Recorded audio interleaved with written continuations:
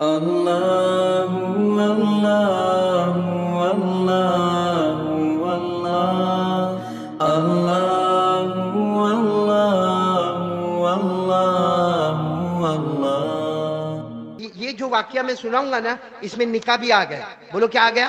نکاح بھی آ گیا۔ اللہ سے محبت کیسے کرنے کا وہ بھی آ گیا۔ ہمارے پیارے نبی صلی اللہ علیہ وسلم سے محبت کیسے کرنے کا وہ بھی آ گیا۔ اور کیا کام ہم کو کرنا ہے تاکہ یہاں سے اٹھے تو وہ کام لے کر اٹھیں گے انشاءاللہ۔ کون کون تیار ہے؟ ہاتھ اوپر کرے ماشاءاللہ۔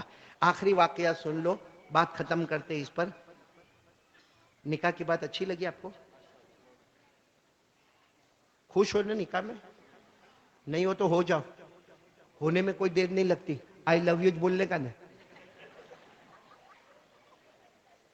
اس میں کیا بیوی کو خوش کرنا کوئی بہت مشکل کام ہے؟ کریں گے، بولو کریں گے انشاءاللہ۔ اور اگر نہیں خوش ہوئے نا، دیکھو کبھی بھی ایک بات یاد رکھنا، کوئی کام ہم سے نہیں ہوئے۔ کوئی ہوتا ہے کہتا مولانا بول دیا آئی لو یو بولنے کا، تھپڑ مارتی ہے کائے کا آئی لو یو بولنے کا۔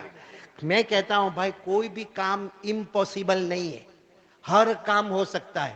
کون کون کرنے کو تیار ہے؟ پیسہ چاہیے؟ پیسہ ہاں، اس کے لیے بھی راستہ ہے۔ اپنی جان کی حفاظت چاہیے، راستہ ہے۔ بیوی کنٹرول میں آ جائے، راستہ ہے۔ اور ہمارے پاس گھر میں چین سکون ملے، راستہ ہے۔ پوچھو نا، اس کو پوچھو جو کریٹر ہے، ہمارا پیدا کرنے والا کون؟ بھائی کمپنی سے گاڑی لو، شو روم سے آپ نے گاڑی نکالی، باہر آئے اور آپ نے گاڑی کو سٹارٹ کیا، 5 منٹ کے بعد گاڑی رک گئی، کس کے پاس جاؤ گے؟ میکینک کے پاس جاؤ گے؟ نہیں۔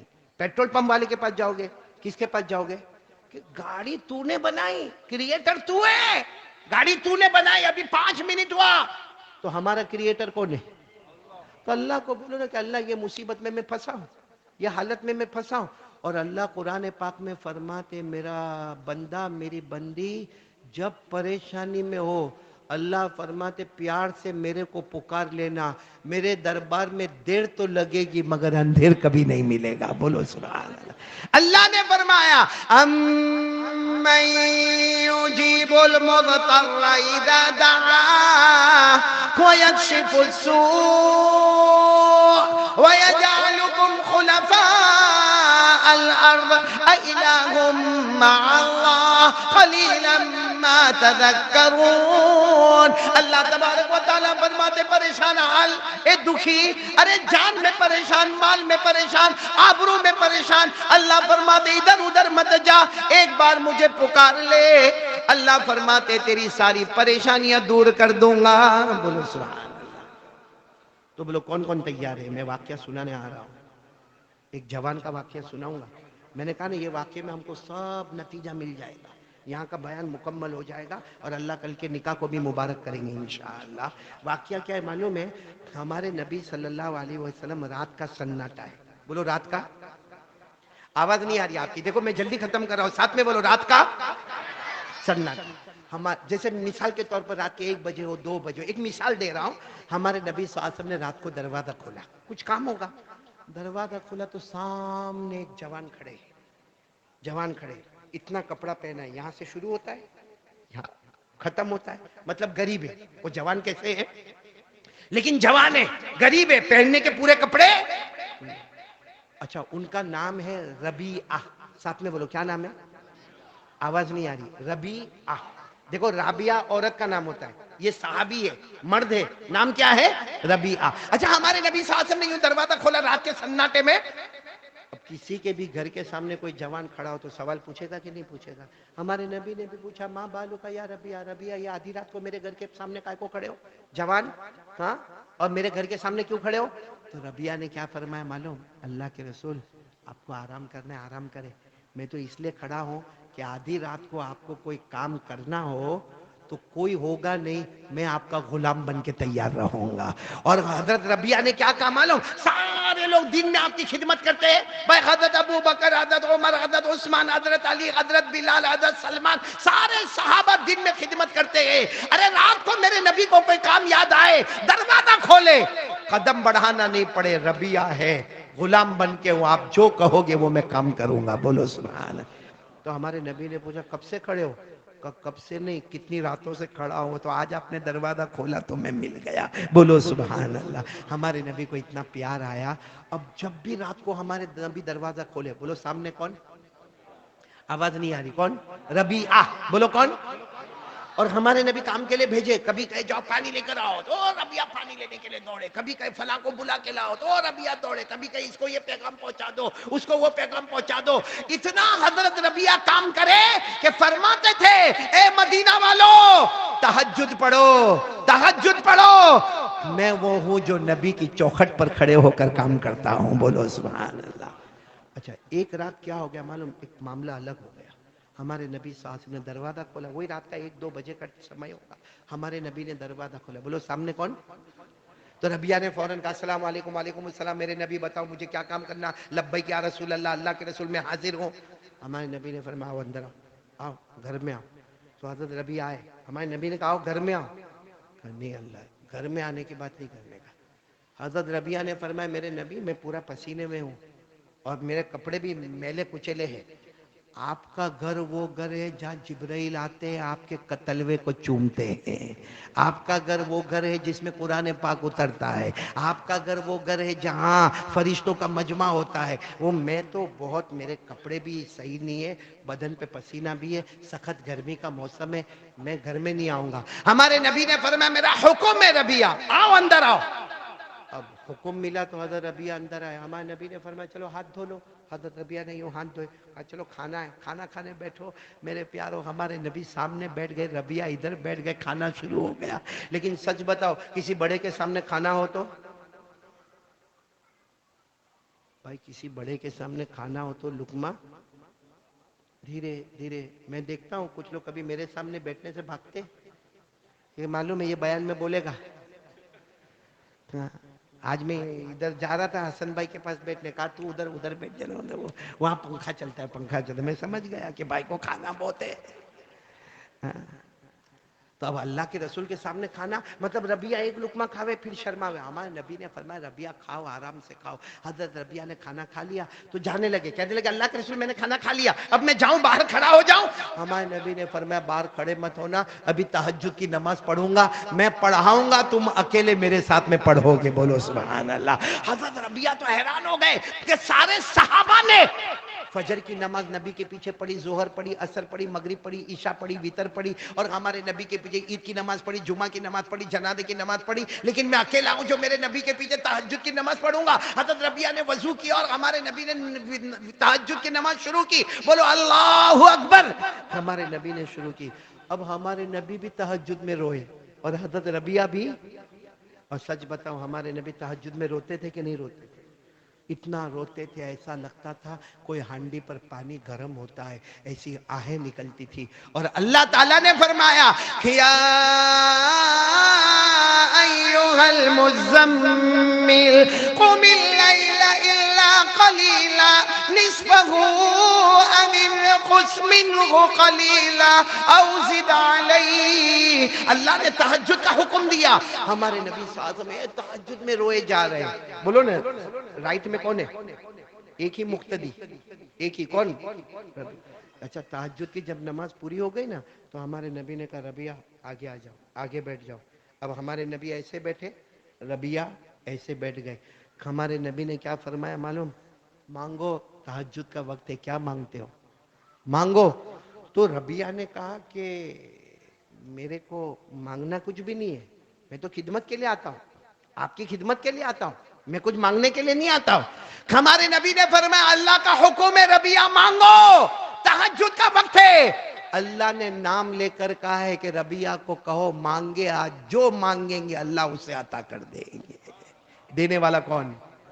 اچھا اگر ہم وہ جگہ پہ ہوتے تو آج پوری ان کی زمین اپنی ہوتی, سب زمین مانگ لیتے, ایک بھی ٹکڑا چھوڑتے نہیں. ہمارے نبی نے کہا ربیعہ مانگو. ربیعہ نے کہا لیکن اللہ کے رسول میں مانگنے تھوڑی آیا, میں تو آپ کی خدمت کے لیے آیا.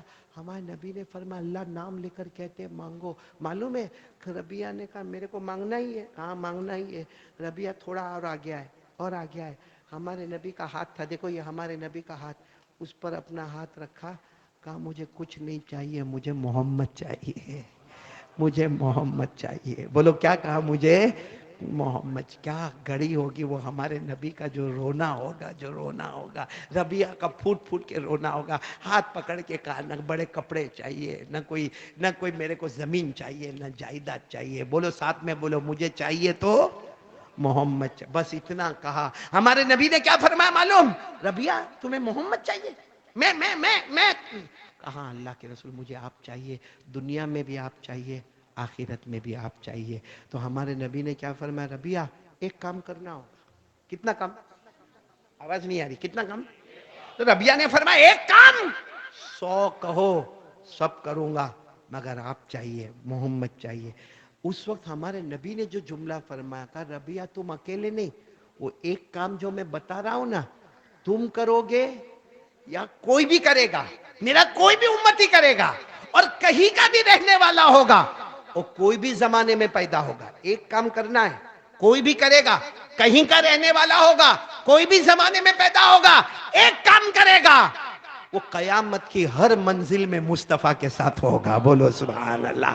ہمارے نبی نے کیا فرمایا؟ ہمارے آقا تاجدار مدینہ بولو محمد الرسول اللہ صلی اللہ علیہ وسلم نے فرمایا ربیہ ایک کام کرنا ہوگا، اور کوئی بھی کرے گا، میرا کوئی بھی امتی کرے گا، کہیں کا رہنے والا ہوگا، کسی زمانے میں پیدا ہوگا، ایک کام کرے گا. ہمارے نبی فرماتے قبر سے اٹھے گا تو مصطفیٰ کے ساتھ. بولو سبحان اللہ. قیامت کے میدان میں مصطفیٰ کے ساتھ، حشر کے میدان میں مصطفیٰ کے ساتھ، نشر کے میدان میں مصطفیٰ کے ساتھ، حساب و کتاب کے میدان میں مصطفیٰ کے ساتھ، پل صراط پر مصطفیٰ کے ساتھ، ترازو اللہ کے ہاتھ میں ہو تو مصطفیٰ کے ساتھ. ہمارے نبی فرماتے ایک کام کرے گا، قیامت کی ہر منزل میں مصطفیٰ کے ساتھ ہوگا، اور بغیر حساب و کتاب کے جنت میں چلا جائے گا. تو ایک کام ہم کو بھی کرنا ہے. کون کون تیار ہے؟ بولو. اور یہ ایک کام جو میں بتاؤں گا نا، اس میں پورا بیان آ گیا. اللہ کی محبت بھی آ جائے گی، مصطفیٰ کی محبت بھی آ جائے گی، درود پاک بھی آ جائے گا. یہ گندی گندی جو عادت ہے نا موبائل کی، ننگی ننگی عورتوں کو دیکھنا، موبائل میں زینا کرنا، موبائل میں چوری کرنا، وہ بھی ختم ہو جائے گا. لیکن ایک کام کریں گے. کون کون تیار ہے؟ پھر ہاتھ اوپر کر کے بولو.